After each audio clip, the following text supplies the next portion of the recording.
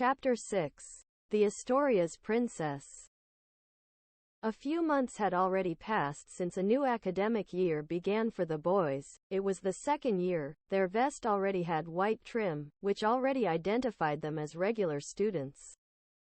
They all had excellent grades in the last few months. It was Friday the 7th. November 2002, a quiet morning in the classroom of the House of Jade Clovers. A boy named Arthur, with light skin, brown hair and a little distracted, always playing with a graphite and a wooden ruler at the classroom desk, had his backpack full of candies and sweets that he still had from Halloween that had been 2 years ago. But what caught the attention of Roger, Gavin and Adrian the most was that they had noticed that Carly, Miel and a girl named Paula van de Ven, who was a thin girl with straight black hair, with green eyes and a smiling face. They had days of being absent from school. Hey, don't you think it's strange that Carly, Miel and Paula have been absent from school for days? Roger asked the other kids in the classroom. Yes. That's exactly what I thought. Could it be that something happened to them? Gavin said. Their lockers still have their names. The attendance books still have their names. In the morning I ran into Professor Alvin and asked him, but he says that no one has requested a transfer or dropped out of school. Adrian commented. How strange all this is. Gavin said doubtfully. It occurred to Roger that they should investigate the 3 girls' desks to see if they could find some clues, which Gavin and Adrian thought was a good idea. Gavin got up from his desk and went to Paula's place, but he found nothing. Following this, Roger went to Miel's place and found no clues either. Adrian left the room and went to the lockers, where with a tool that he had left in his backpack from the art workshop, he opened Carly's locker. It was empty, but in it, there was a letter.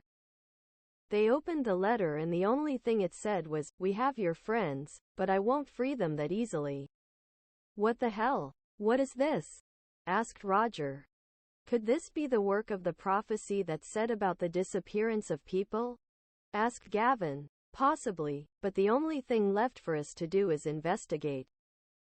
We will have to talk to people from other houses, since here in ours, no one knows their whereabouts, Adrian argued.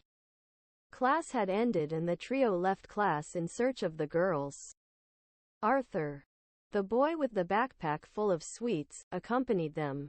They arrived at the central square of the school, in front of the clock tower, where the fountain was located, where some pigeons were roaming around in search of corn, and they saw different groups of people from different houses. I advise you that you can ask certain social groups that we see around here. Discarding the group of Brian Bulworth's thugs who are sitting on that parapet, what do you think about starting the survey with the smart and intelligent of the House of the Pearl Lions, who are in the library? Said Arthur, pointing to the different groups in the distance. No, those are only interested in reading. I don't think they are aware of it, much less socializing with a group of girls, he said. Roger, well, then, how about talking to the populares over there? I think they are, if you can see. I think they are the 11th years of several houses. Asked Arthur. No, rule it out. They are not going to give us any importance, said Gavin. Okay, then what do you think if we ask the athletes? Look, there's Rasmus, Eric, Hector and Aaron talking to guys from other houses about the Fudblaze tournament. They're probably making fun of them because last year and this year we had a terrible time in the tournament 2 months ago. Added Arthur. No, remember that they are from our same house.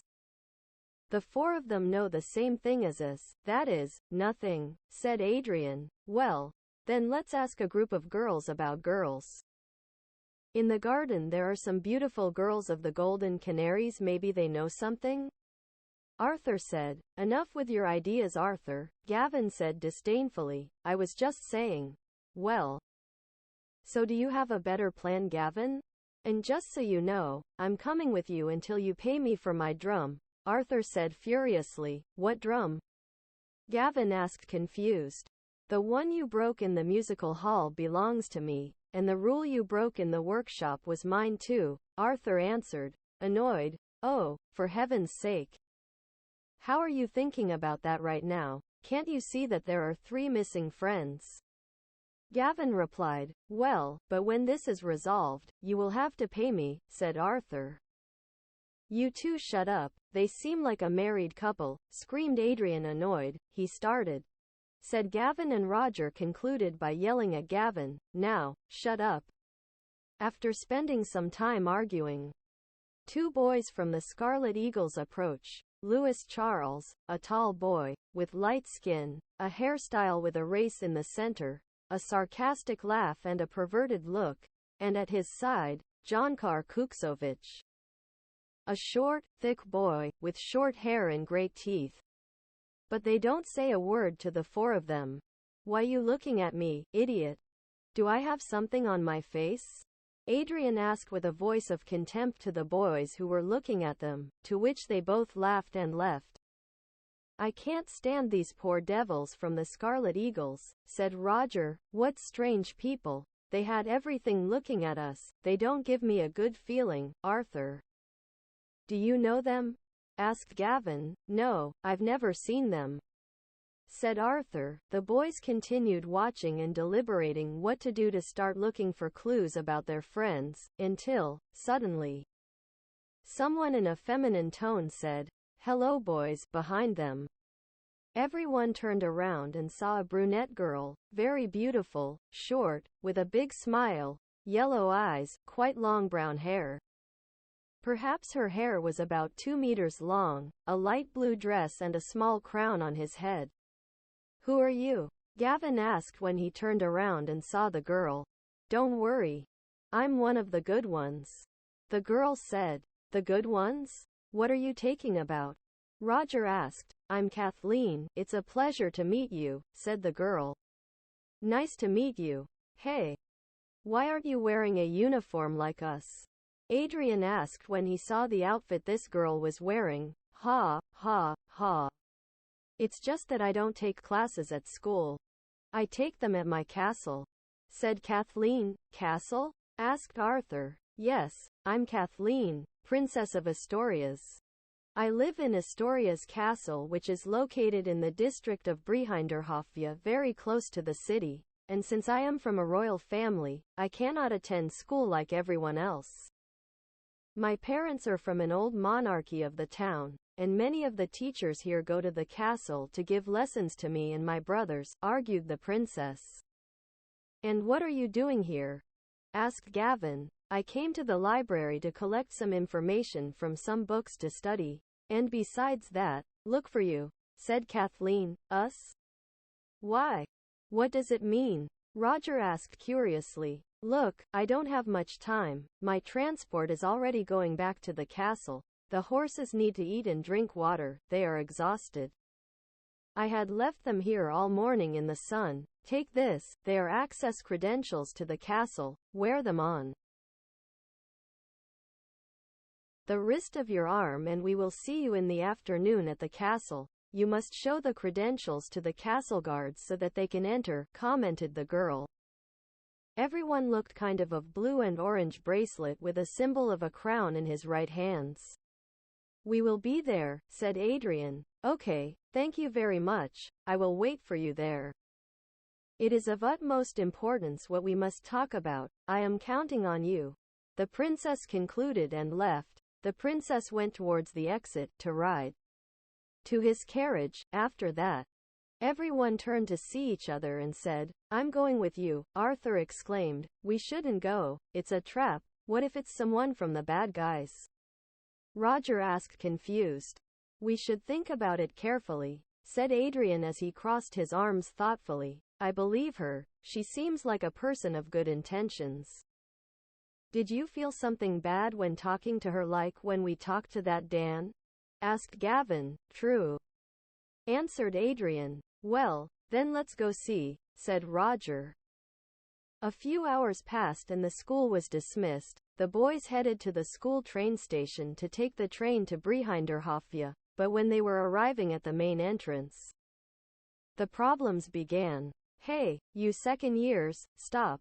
Someone shouted. The four of them stopped, and when they turned around, a big, fat guy with freckled skin and short hair grabbed Adrian by the arms and lifted him into the air. Let me go. Let me go. Stupid fat man. Adrian shouted desperately. Who the hell are you? Put it down now, said Roger. Damn it.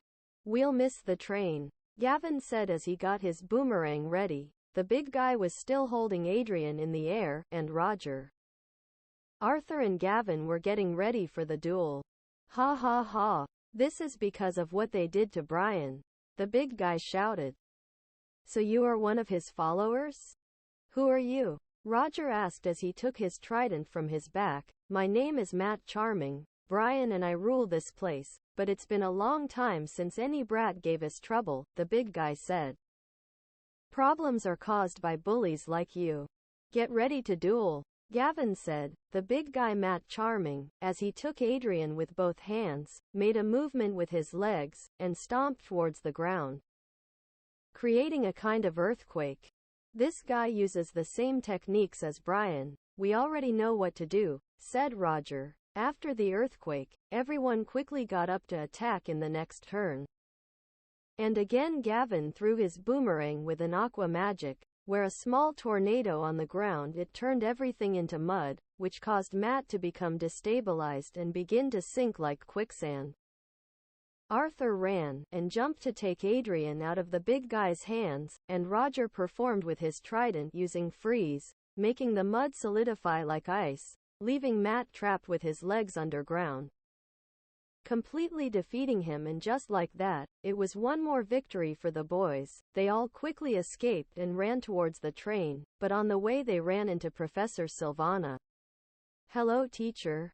I would like to ask you something. What happened to Paula, Carly and Neil? They haven't been to class for days, Gavin asked the teacher. I don't know what you're talking about, dear, the teacher responded with a penetrating look and a sarcastic smile. How can you not know? You are one of the teachers, said Roger with disdain. I remind you, Mr. Green, that raising your voice at a teacher is prohibited and can be penalized. Otherwise you would like to spend the rest of the classes doing community work. I recommend that you get out of my way. Take your backpack and go home, the teacher added, and she looked away from everyone, left and began to walk quickly with her platform shoes, each step in the hallway towards a loud sound, and headed towards the main hallway. Insolent. We were just asking you a question, Roger shouted as the teacher walked away down the hallway. The train. We can't waste any more time, Gavin shouted. They finally reached the train, boarded the second car, and the train left for the Brehindorhofvia district, which took about an hour to reach the destination. Once there, they got off and immediately headed towards Astorias castle. Upon reaching the main doors, they showed one of the guards the credential that Kathleen had given them, and they let the four of them pass. Upon entering, they stood looking at that architectural work from the Middle Ages. A papaya-colored castle, with three pointed towers. The first tower was the middle one. It had a triangular dome with a tile roof. The second tower was the tallest. That one was light blue and gray in color, and had a round cone-shaped dome, and the last tower was the small, thin one, papaya-colored, with a cone in its dome. Upon entering through the brick walls, oboe music played. A red carpet took them to a meeting room. Kathleen was there waiting for them. Welcome to Astorias Castle. It's good that you came. I will tell you everything. Follow me, said the girl with enthusiasm. Kathleen and the others walked towards another room, where a conversation awaited them. There was a table with sandwiches, there was bread, fruits like grapes and apples, and glasses with apple cider, grape and lemonade. Help yourself to whatever you like. The sandwiches are delicious. This is like your home, said Kathleen. To which the others began to eat, since they were quite hungry. At the end of the snack, they gathered in a room. Each of them, the boys, sat in a red armchair and began the conversation. The reason why I brought them here is the following. I have been following them for months. I have seen everything they have done thanks to a fountain that we have here in the castle. The sacred water shows us, the people of good intentions, and what they do daily, commented the princess. Why are you so interested in us? Asked Adrian. I also know about the witch's prophecy, and I want to be one more ally of yours. I am 12 years old. Yes, if my life were ordinary, I would be at Rhoda School, possibly in the House of Jade Clovers. My qualities are worthy of that house according to my tutor. I hate the rules and orders of the royal family, and unfortunately I can't have a normal life like you. So from here I think I can help you, the girl explained. Prophecy? What are they talking about? Arthur asked curiously. Gavin. Roger and Adrian knew that Arthur and many of his classmates didn't know about it, so they gave him a summary and told him everything, and they felt confident about it. Mention the prophecy to Arthur, since it had been a great help in the duel against Matt Charming after school. I understand. Yes, it was what my grandfather told me on vacation. Now it makes sense, Arthur said as he crossed his arms and looked at the others. So you already knew? Gavin asked. Yes. But I feel that for me it was just a mission that I couldn't fulfill for my grandfather. But if there are more people in the cause, I'll join them, said Arthur. Excellent. Everyone responded and Kathleen continued with the conversation. Look, now there is something very important that I want you to know. I don't know who the witch is, but the sacred water has told me that she already knows who you are and the plan she has. So the witch, whoever it is, will do everything possible so that you do not advance, have barriers, limits and do not break into her plan. What I want to get to is that, when you reach 6th year, the minister of the city council will pay a visit to the school. And if the House of Jade Clovers does not have the replicas of the orbs of the other houses, they will be expelled from the school. This is one of the phases of the prophecy that is going to occur. I do not know what else may happen next in against you, argued the princess, but never at school have they asked for the orbs of the houses to approve a course. In fact, the orbs of each house are in their respective rooms, and as you know, those rooms cannot be entered. Only the students of said house, said Roger. Yes, that is true. But this is happening and such and has happened decades ago, when the young people who saved the world from the witch had demanded that. No one knows which house those boys of that time belonged to.